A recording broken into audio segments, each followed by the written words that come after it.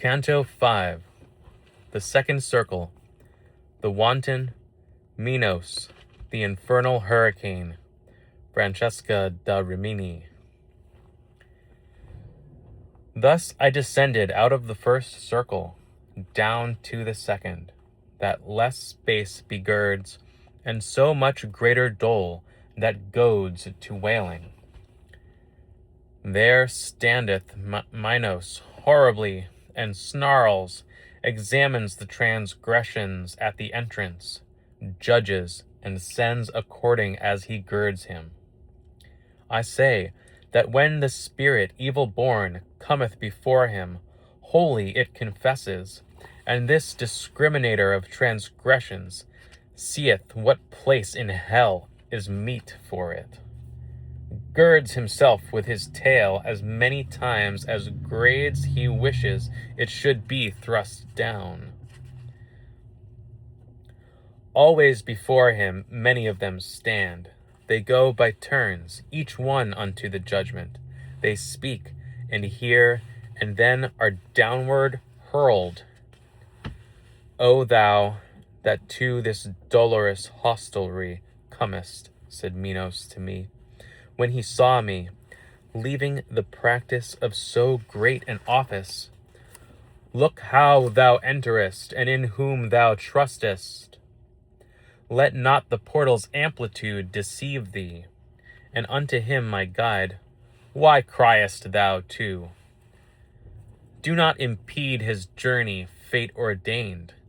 It is so willed there, where is power to do that which is willed, and ask no further question. And now begin the dolesome notes to grow audible unto me. Now am I come there where much lamentation strikes upon me. I came into a place mute of all light, which bellows as the sea does in a tempest, if by opposing winds 'tis combated. The infernal hurricane that never rests hurtles the spirits onward in its rapine. Whirling them round and smiting, it molests them. When they arrive before the precipice, there are the shrieks, the plaints, and the laments. There they blaspheme the puissance divine. I understood that unto such a torment the carnal malefactors were condemned, who reason subjugate to appetite. And as the wings of starlings bear them on in the cold season in large band and full, so doth that blast the spirits maledict. It hither, thither, downward, upward drives them. No hope doth comfort them for evermore, not of repose, but even of lesser pain. Here's Minos. There standeth Minos horribly and snarls, examines the transgressions at the entrance, judges and sends according as he girds them.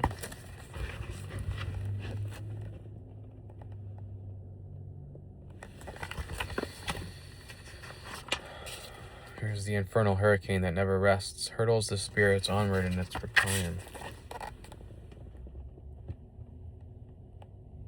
Wow.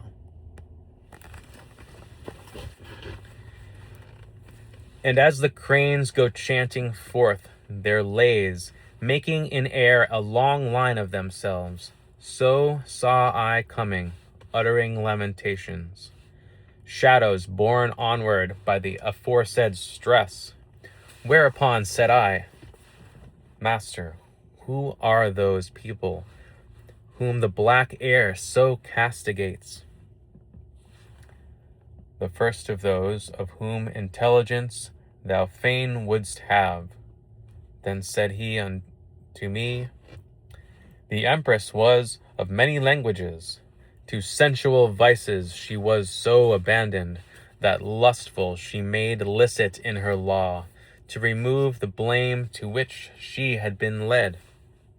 She is Semiramis, of whom we read that she succeeded Ninus and was his spouse. She held the land which now the Sultan rules. The next is she who killed herself for love, and broke faith with the ashes of Sychaeus. Then Cleopatra the voluptuous. Helen I saw, for whom so many ruthless seasons revolved, and saw the great Achilles, who at the last hour combated with love.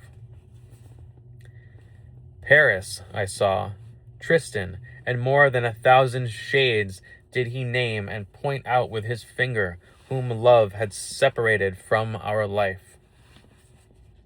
After that, I had listened to my teacher, naming the dames of eld and cavaliers.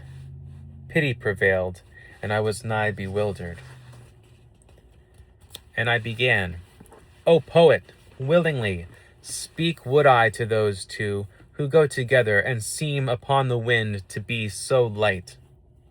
And he to me, Thou'lt mark when they shall be nearer to us, and then do thou implore them by love which leadeth them, and they will come. Soon as the wind in our direction sways them, my voice uplift I. O ye weary souls, come speak to us if no one interdicts it. As turtle doves, called onward by desire, with open and steady wings to the sweet nest, fly through the air by their volition borne. So came they from the band where Dido is, approaching us athwart the air malign, so strong was the affectionate appeal. O living creature gracious and benignant, who visiting goest through the purple air, us, who have stained the world incarnadine. If were the King of the universe our friend, we would pray unto him to give thee peace, since thou hast pity on our woe perverse. Of what it pleases thee to hear and speak, that will we hear, and we will speak to you, while silent is the wind, as it is now. Sitteth the city wherein I was born, upon the seashore where the Po descends, to rest in peace with all his retinue. O poet, willingly speak would I to those two who go together and seem upon the wind to be so light.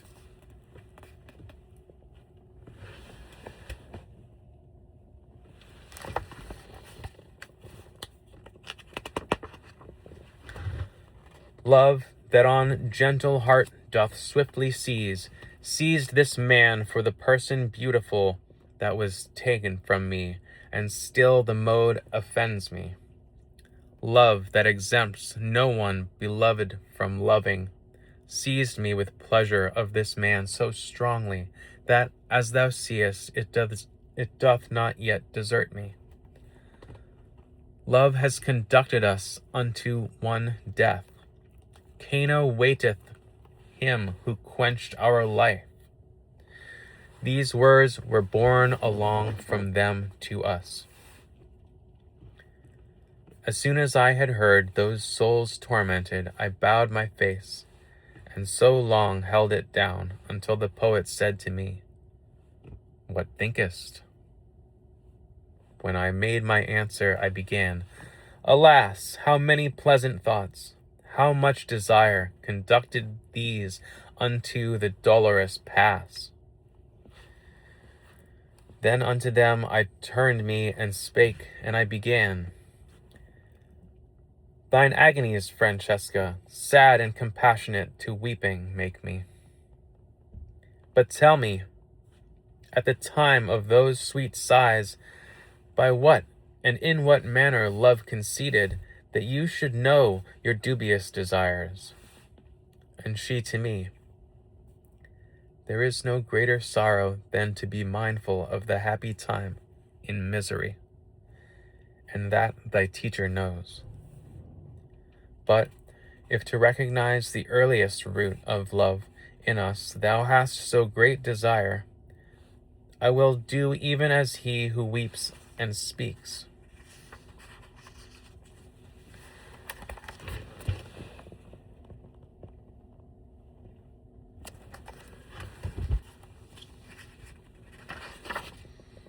One day we, reading, were for our delight of Launcelot, how love did him enthrall.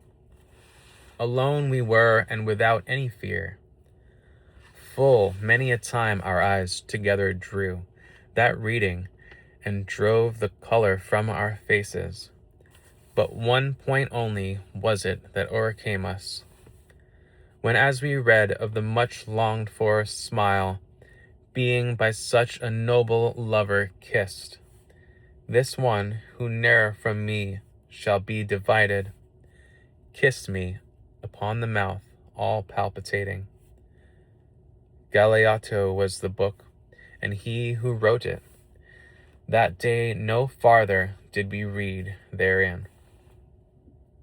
And all the while one spirit uttered this, the other one did weep so that, for pity, I swooned away, as if I had been dying, and fell, even as a dead body falls.